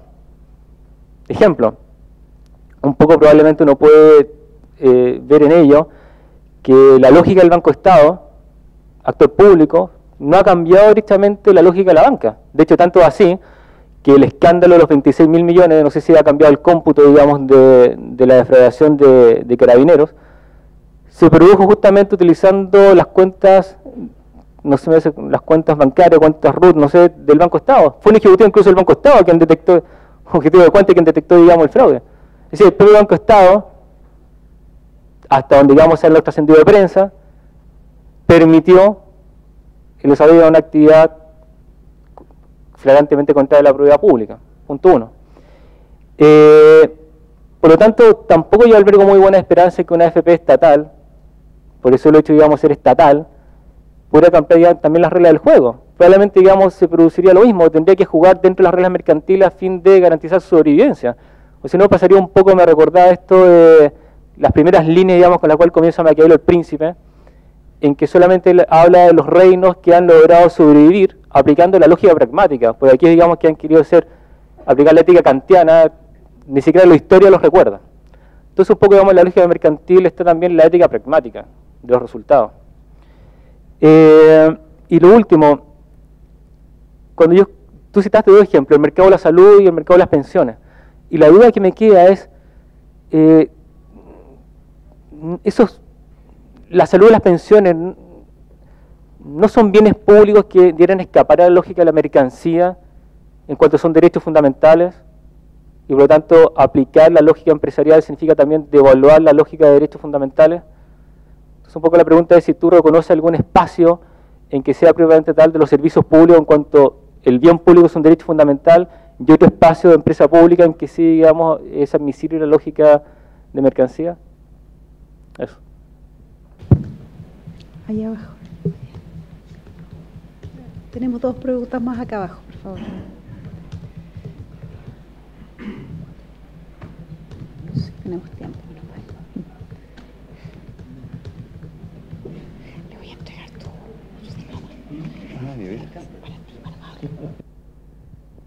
Muchas gracias. Yo comparto con el profesor Vergara que esto está poniéndose muy entretenido. Matías trata de poner, aquí entiendo, quizás estoy equivocado, entiendo que lo que se trata aquí es poder determinar cuáles son los límites, el entorno de lo que es empresa pública. Estamos de acuerdo que empresa pública no es servicio público, yo creo, ¿cierto? Matías lo señaló de manera clara y en eso yo tiendo a compartirlo. Ahora, Matías le pone un adimento, dice que servicios públicos es todo aquello, estoy siendo muy simple, pero que tiene por finalidad buscar el bien común y el interés general. Es tremendamente amplio, puede ser la regulación ha sido bien golpeado, no golpeado en las preguntas, etcétera, pero también puede ser la regulación con esa definición, con ese ámbito. Por lo tanto, yo sigo diciendo que sí puede serlo. Yo sigo diciendo, no quiero volver al tema doctrinario y filosófico de la subsidiariedad y el bien común, etcétera, no. Pero sí quiero remitirme a la Constitución. La Constitución lo que hace es simplemente establecer reglas del juego comunes para que el Estado no se coma a los privados. Eso es lo que hace. Y por eso establece vallas de ley de quórum, para los empréstitos les prohíbe que, no lo voy a repetir, pero les prohíbe que el Estado le preste a la empresa pública, por ejemplo, sino que tiene que ser bajo determinadas reglas, etcétera, y también, nuevamente, ley de quórum calificado, que reitero que no es tan difícil obtener una ley de quórum calificado. No sé si después con este sistema electoral que se cambió puede ser más difícil, pero antes con el binominal no era difícil. Era uno ganaba y el otro perdía, por lo tanto tenía ahí la mayoría más uno. Entonces la pregunta es, Matías, ¿no te parece que es muy amplio este concepto, este intento de limitar la empresa pública al interés general y algo del bien común? O sea, en definitiva, la empresa pública es una decisión política que va variando. Esa es mi pregunta derechamente, y la tuya también va por la misma línea. O sea, con lo que nos dice la Constitución, al final va a ser fruto de la decisión política coyuntural de las mayorías que existan donde se toman las decisiones legislativas. Exacto. ¿Otra pregunta? Ahí. Muchas gracias. Mi pregunta también es para el profesor Letelier, que le han llegado hartas preguntas, pero su ponencia me recordó la carta que escribió don Diego Portales a su socio SEA en el siglo XIX, donde habla de los sistemas de gobierno que hay que adoptar. Entonces me encontré la carta en internet, entonces le voy a leer una partecita, que dice: la república es el sistema que hay que adoptar, pero ¿sabe cómo yo la entiendo para estos países? Un gobierno fuerte, centralizador, cuyos hombres sean verdaderos modelos de virtud y patriotismo, y así enderezar a los ciudadanos por el camino del orden y de las virtudes. Entonces yo me pregunto si la empresa como ideal regulativo será como un ideal moralizante.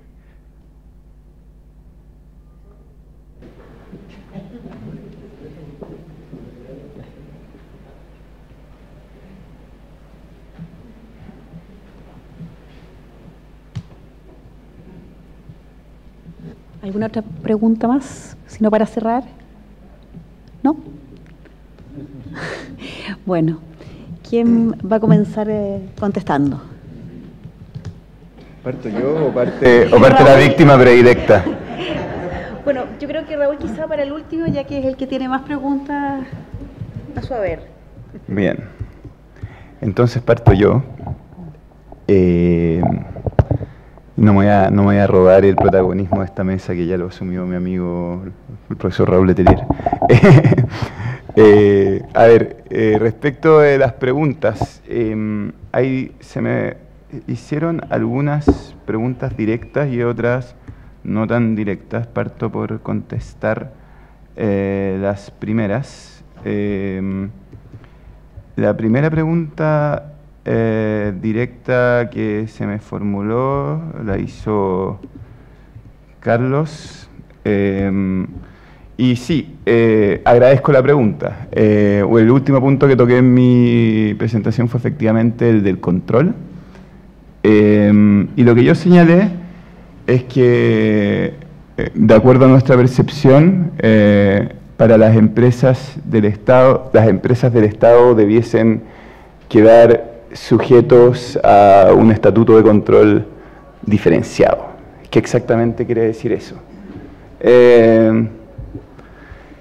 Por ponértelo en un ejemplo como bien sencillo, sin duda que ambas, una empresa pública y un servicio público, quedan sujetos a los principios de legalidad y de probidad contemplados en la Constitución y en la Ley 18.575. Pero de ello no se sigue que para ambas estos principios apliquen exactamente de la misma manera. Eso es lo que yo diría. O sea, en el fondo, a eso voy con que la manera en que se ejerce el control sea sensible a la opción institucional que adoptó el legislador al estructurar un órgano administrativo. ¿Se entiende? Esa es básicamente la idea. Obviamente que ambas quedan sujetas a los mismos principios, pero yo creo que lo que le exige la legalidad a una empresa pública no es exactamente lo que le exige esta a un servicio público, y lo mismo pasa con la probidad. Y por otro lado, y en sentido contrario, también podría decir que lo mismo pasa con los principios de eficiencia y eficacia. ¿Se entiende? Esa es más bien la idea de estatutos diferenciados. No estoy pensando en una exención de control, sino que en un control que sea sensible, que no frustre la naturaleza de los objetivos que persigue el legislador al configurar estas instituciones. En cuanto a la pregunta de Sarko, si la entendí bien, a ver, lo que yo dije que es cualquier institución creada para el cumplimiento de una finalidad pública, para la satisfacción de necesidades colectivas, es una organización administrativa, no un servicio público. Ahora, dentro de la literatura existe una acepción orgánica del servicio público que la hace equivalente efectivamente a la definición de organización administrativa. Yo diría que las empresas, para que no tener este problema de que todo puede ser empresa pública o empresa del Estado, las empresas públicas se diferencian de los servicios públicos en que utilizan el afán de lucro o la obtención de rentas como técnica de intervención para el mejor cumplimiento de sus objetivos. Dicho de otro modo, ex ante, cuando el legislador tiene que decidir ¿qué hago? ¿Creo un servicio público o resuelvo esta necesidad mediante una empresa pública? El legislador estima que si es que hay lucro de por medio, es más probable que esos objetivos se cumplan. Eso diría yo que es lo que diferencia a una empresa pública de un servicio público, siendo ambos especies del género organizaciones administrativas. En cuanto a... ¿qué más? En cuanto a lo que señalaba Judith, de alguna manera me parece que es bastante similar, en otro contexto bastante diverso, a lo señalado por Raúl. O sea, en el fondo la idea de ocupar a la empresa del Estado como modelo, como ideal regulativo, en este caso para el cumplimiento y satisfacción de los derechos humanos. Ahora, el problema, no quiero ocupar la palabra problema porque tiene una carga, pero el desafío, más bien dicho, que puede suponer ocupar a las empresas del Estado como modelo regulativo es que estaríamos añadiendo al propio objetivo de la empresa del Estado, al propio objetivo para el cual se configuró, para cuya satisfacción se configuró esta empresa del Estado, el cumplimiento de otro, y eso puede en algunos casos redundar en que este no se cumpla de la manera que lo había previsto el legislador. Obviamente mi punto no es que las empresas violen derechos humanos, sino que simplemente cómo vayamos a interpretar esos derechos humanos que deben ser promovidos por las empresas del Estado. Si es que adoptamos una interpretación demasiado extensiva de esto, se puede llegar a frustrar esos objetivos centrales que tuvo en vista el legislador al momento de configurarla. Y permítanme hacer también comentario a la pregunta que formuló más directamente Raúl, pero también de alguna manera a mí Tomás Blake.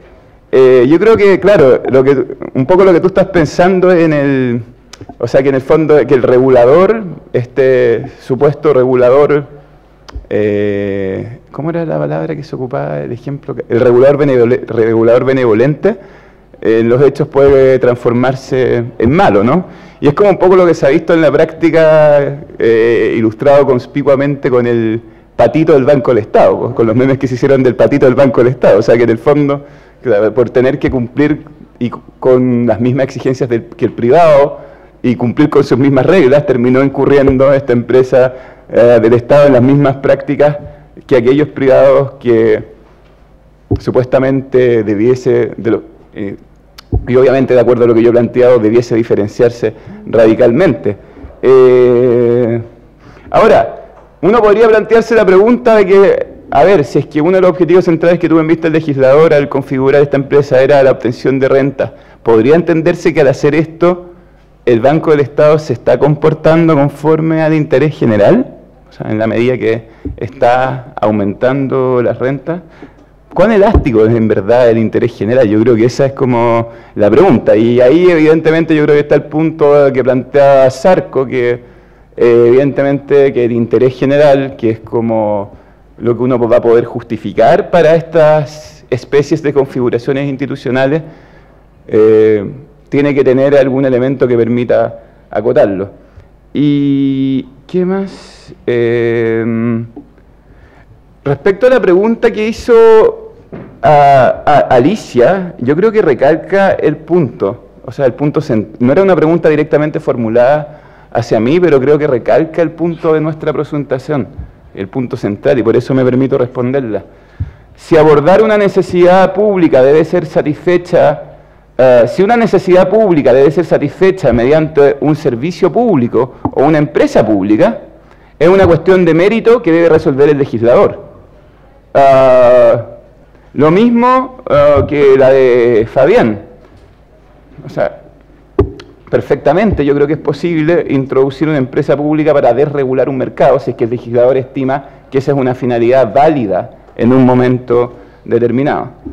Y por último, respecto a la intervención de Alejandro, agradezco los elogios, pero aclaro que más que ser eclécticos, lo que nos interesa fundamentalmente a Pablo, a mí en nuestra presentación, es transparentar los problemas que se encuentran presentes cuando uno configura o diseña una empresa del Estado, y sobre todo considerando que hasta la fecha la atención se ha centrado mayoritariamente en uno, o sea, en el tema del ejercicio abusivo de la potestad exorbitante, y se ha olvidado toda esta otra faceta, que es que efectivamente una empresa se pueda terminar comportando como un privado.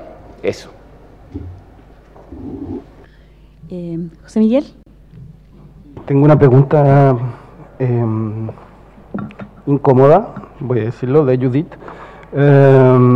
Judith pregunta cómo concebiríamos en Chile una estrategia judicial como la que ha dado origen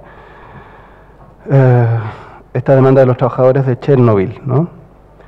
Hay probablemente otras, no conozco el caso de Chernobyl, pero me imagino que hay casos parecidos en materia de derecho internacional, de derechos humanos o en derechos humanos en general. Hay demandas también muy recientes de herederos de víctimas del genocidio nazi contra la empresa francesa de ferrocarriles, la SNCF, por el comportamiento que tuvo durante la guerra. Hay juicios raros, digamos, donde subsisten un montón de contingencias después de, a veces de la terminación o simplemente de algunas políticas que se adoptaron en el pasado. No sé cómo los enfrentaríamos en Chile, no tenemos práctica, ¿no? El caso que agradezco al profesor Letelier que me comentó, el caso de ENACAR que mencionaba hace un rato atrás. Hay un juicio actualmente pendiente en Concepción, contra un juzgado civil de Concepción, de antiguos trabajadores de la Empresa Nacional del Carbón. Pero es una demanda en contra del Estado de Chile, no en contra de ENACAR, que ya está liquidada definitivamente.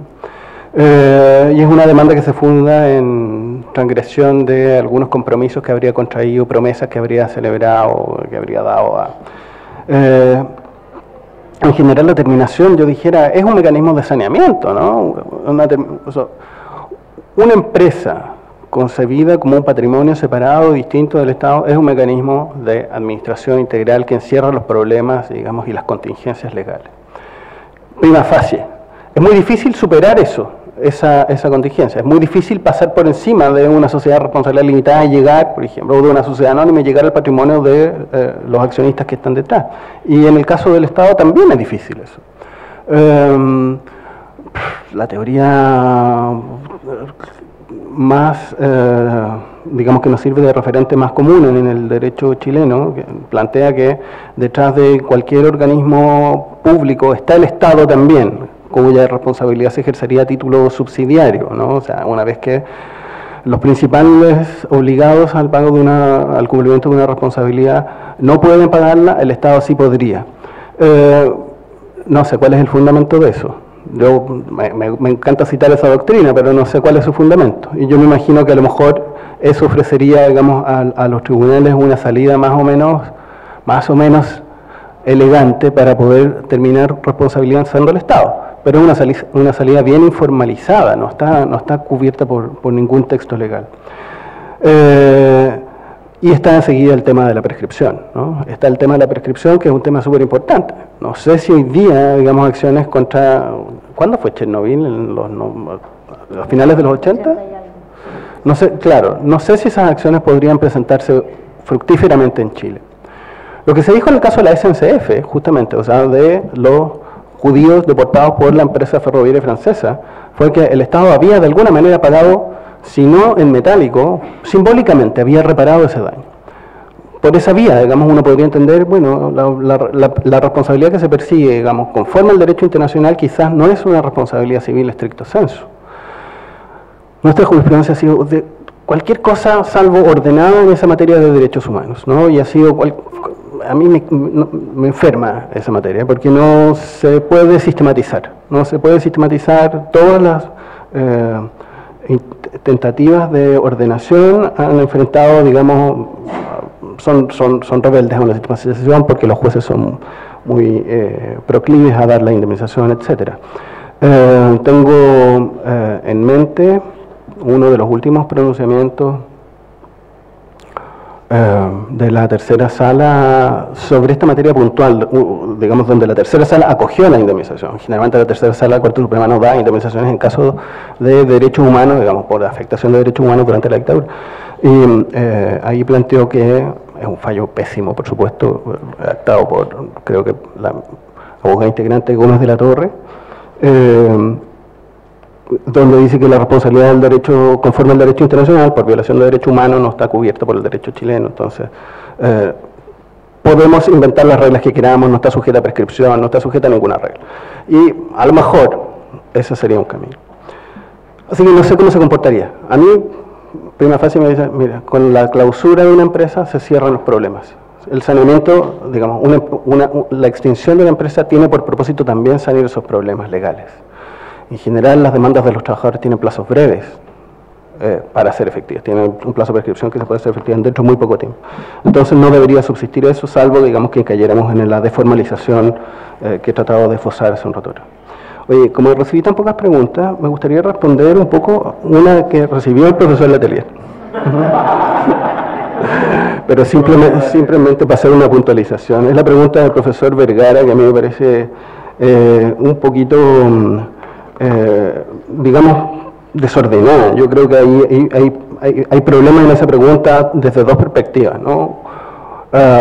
Hay problemas en las premisas, yo dijera, o sea, la idea de que las actividades del Estado son de servicio público, o son de policía, o el llamado ordenación o regulación, o son de fomento. Esa es una no sé cuál es el valor de esa clasificación en el derecho chileno, ¿no? Yo dijera que es una clasificación puramente didáctica para efectos de ordenar la materia, mostrar, mire, el Estado hace a veces esto y hace a veces esto, pero en general el Estado hace todo eso al mismo tiempo. Entonces, no sé si tiene mucho sentido separar esas cosas. Por otro lado, la idea misma de regulación no cabe mucho en ninguna de esas tres, ¿no? Entonces hay algunos que han dicho, bueno, es una cuarta, o una quinta, o no sé. Yo dijera que eso es una mala traducción de un concepto económico que ha sido mal entendido, digamos, en Inglaterra mismo, ¿no? Pero curiosamente en Inglaterra la empresa pública es un ideal regulativo, un poco en la línea de lo que planteaba el profesor Letelier. Por supuesto, yo creo que los textos regulatorios del derecho inglés sobre la empresa pública no van exactamente en la misma línea de planteamiento de Letelier. Letelier hizo un desarrollo mucho más interesante, me da la impresión. Pero yo dijera simplemente, esta no es una locura. O sea, esto está respaldado por la literatura. Eso. Muchas gracias. Bueno, ahora le damos espacio a Raúl. A ver, partiría por dos preguntas que requieren una toma de posición más sencilla de alguna manera. Entonces eso permite que puedan ser respondidas de una manera más categórica. Curiosamente es casi en el orden inverso, ¿no? ¿Es la empresa pública, de la manera en como la he mostrado yo, un ideal moralizante? Y entonces, bueno, esta pregunta podría ser respondida con un simple sí. Es un ideal moralizante, pero no en el sentido jus naturalista, por favor. No en el sentido jus naturalista, sino que en el sentido normal que tiene el derecho. Es decir, el derecho dirige conductas humanas no de una manera, no sin saber hacia dónde. ¿No? Es decir, la propuesta de modificación conductual es una propuesta que tiene un destino, y ese destino es naturalmente un ideal moralizante. Es decir, que la idea es ir hacia un lugar donde estaremos mejor. ¿No? Ir a un lugar donde,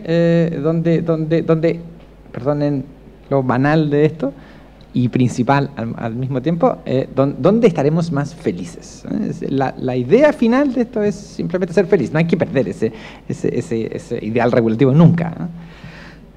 Uno siempre hasta podría siempre preguntarse esto, bueno, ¿y en qué parte soy feliz en su propuesta? Bueno, eso debería ser una pregunta obligada en todo seminario, ¿no? ¿En qué parte me va a proveer usted mayor felicidad? Bueno, la empresa pública es, en ese sentido, esta propuesta es una propuesta que desde luego tiene un ideal moralizante detrás, pero yo diría que es el ideal moralizante del derecho en la forma kelseniana, ¿no? Es decir, en la manera de que, bueno, una cosa es que el derecho sea se puede explicar puramente, pero otra cosa distinta es decir que el derecho, lo que hay detrás es moral, pero moral juridificada, ¿no?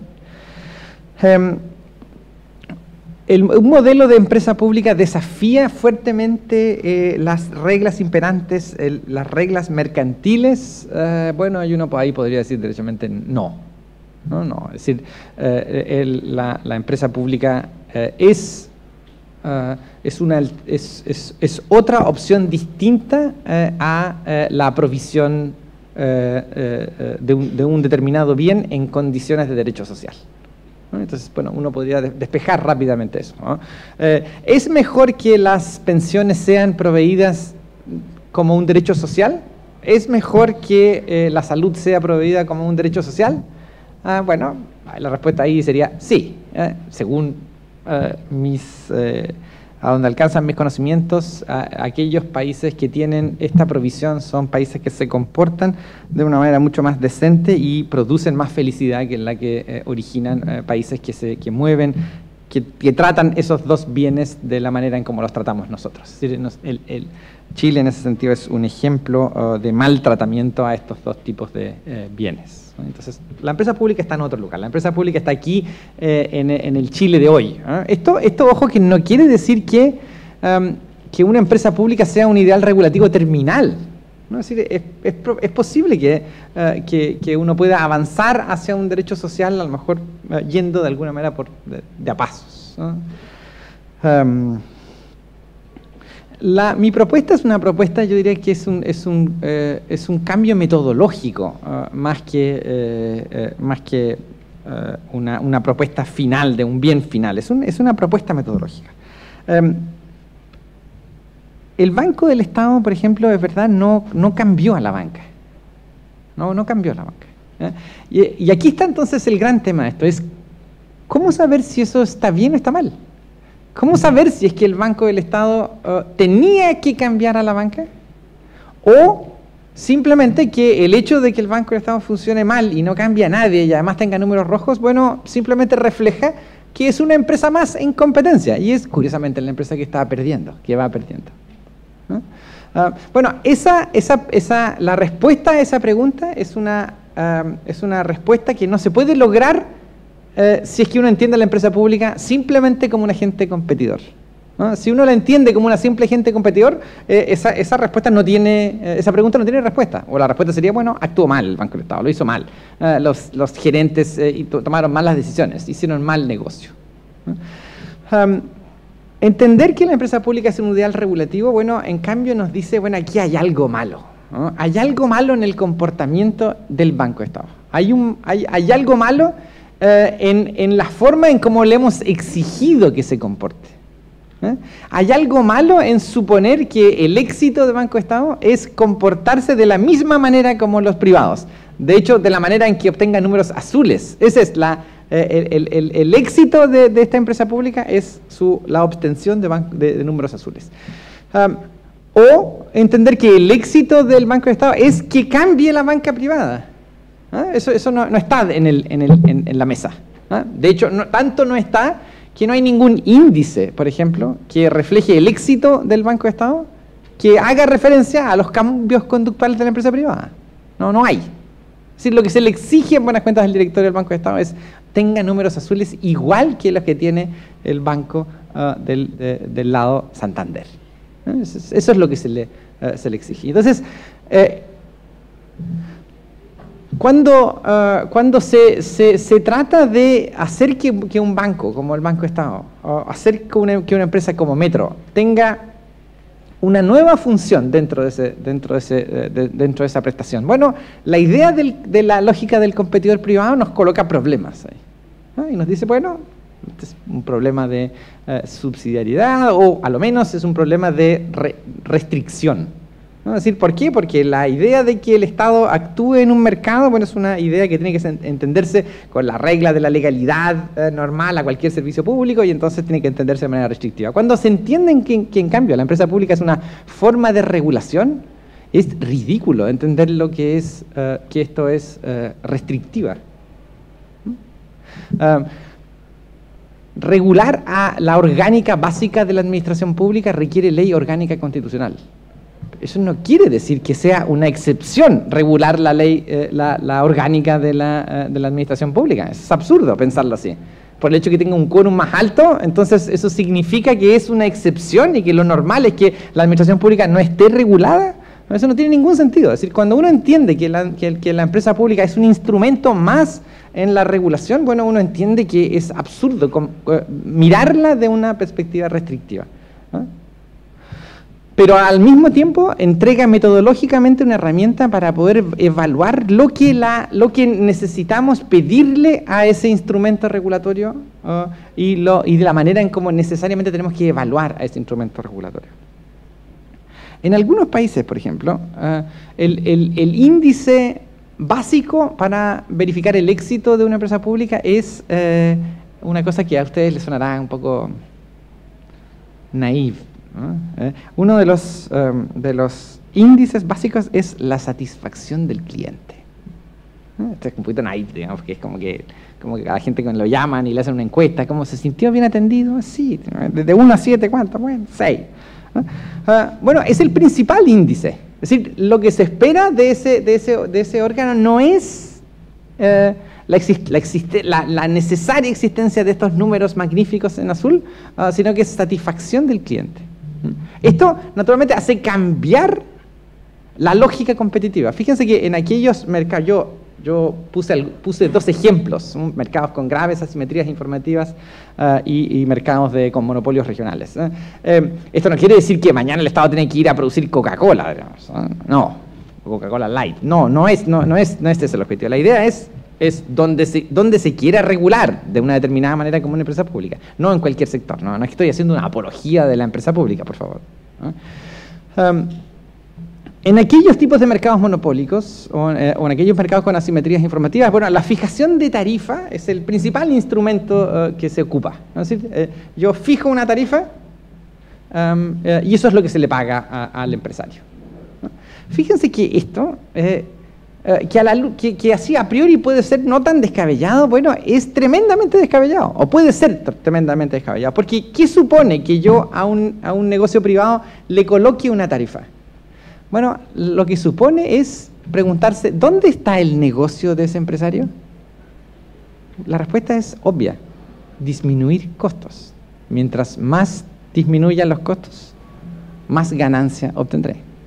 ¿No? Esta es una cosa que lo ha dicho el propio Oliver Hart en ese maravilloso artículo de Proper Scope of Government. ¿No? Es decir, este tipo de tarifas genera el hecho de que la competencia se genere por una competencia por reducir costos. Y cuando nos reducen los costos, bueno, ya sabemos lo que tenemos, es un pésimo servicio.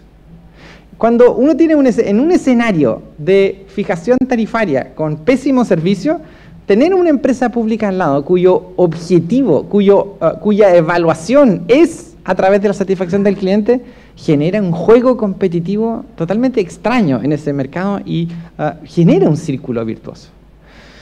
De hecho, hay muchas experiencias de empresas públicas que no se miden con la estructura normal de éxito presupuestario, que se miden de otras maneras. De nuevo, insisto, difíciles de medir. No hay nada mejor, no hay nada más, diríamos, primitivo y precario que el sumar las ganancias y restarle los costos. Eso es precario, eso no es para administrativistas. Los administrativistas estamos acostumbrados a evaluar cosas complejas, ¿no? Es decir, el bienestar social es de lo que se trata esto, ¿no? Es decir, esta cuestión no es simplemente un sumar y restar, ¿no? Esto es algo complicado, ¿no? Pero lo que hacemos es que tratamos de reducir la empresa pública a ese criterio privado del propietario, ¿no? Y ese es el gran problema. ¿Puede la empresa pública funcionar desastrosamente? Claro que puede hacerlo, ¿no? Eso yo no estoy diciendo que este sea, diríamos, la panacea desreguladamente, y por eso contesto la pregunta sobre las reglas. Sí, lo importante son las reglas, ¿no? Lo importante son las reglas con las cuales yo construyo esa empresa pública. Lo relevante son esas reglas. Cuando yo entiendo que la empresa pública tiene que regirse por las mismas reglas que la empresa privada, tiene que su dirección tiene que ser de la misma manera que las empresas privadas, tiene que rendirle cuentas a los mismos órganos que la empresa privada, y su éxito empresarial es el éxito gerencial, bueno, entonces eso es lo relevante. Esa decisión es la relevante. Y en mi concepto, esa es la decisión que hace que la empresa pública sea erradamente concebida cuando ese es el objetivo, es que se comporte de la misma manera que una empresa privada.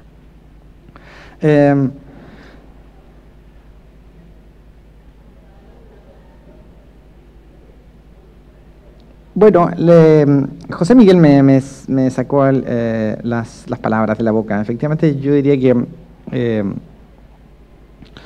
el problema de las categorías de las cuales tú hablas, que desde luego son categorías que producen economía racional, es decir, nos permiten entendernos rápidamente. ¿Por qué? Porque tenemos un artefacto mental que nos ajustó ese exceso de racionalidad a una unidad, digamos, ¿eh? Y eso por mucho tiempo ha sido muy relevante y es tremendamente potente, ¿no? Pero yo diría que cada cierto tiempo hay que mezclar esas categorías. No hay problemas en mostrar que una decisión empresarial no es solamente el diseño de incluir un agente en la competencia normal, sino que en el diseño empresarial va un cúmulo de regulaciones que producen cambios conductuales en cadena, ¿no? Y entonces, tener un concepto que no dé cuenta de esos cambios de comportamiento en cadena, quiere decir que el concepto ya no nos sirve tanto, ¿no? O no da cuenta totalmente, son conceptos que pueden ser entendidos en un tipo de contexto argumentativo y no en otro, ¿no? Yo diría que aquí no hay que ser tan aristotélico tomista, hay que entender que estas categorías son un poquito más complicadas de lo que podría uno colocarlas en una única mónada, ¿no? Citando a Leibniz. El modelo metodológico que les planteo es un modelo que finalmente es un modelo que nos permite dos cosas principales. La primera es saber qué pedirle a una empresa pública. Así que, ¿qué quiero yo con una empresa pública? ¿Ah? Y lo segundo es evaluarla correctamente. Porque lo que ha sucedido en el último tiempo en muchas empresas públicas es que ellas pretenden a veces ser valoradas con los mismos criterios que en la empresa privada, cuando eso implica al final que lo que hacen es desperfilar su propio rol público, ¿no? Es decir, su propio rol de instrumentos de modificación de conductas paralelas. Gracias.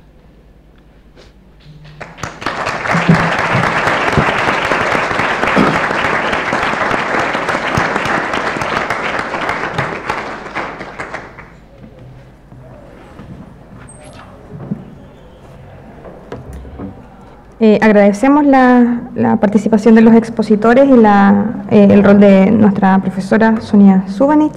Y a continuación invitamos a los participantes al hall central a degustar un café para retornar y retomar la jornada en 20 minutos más.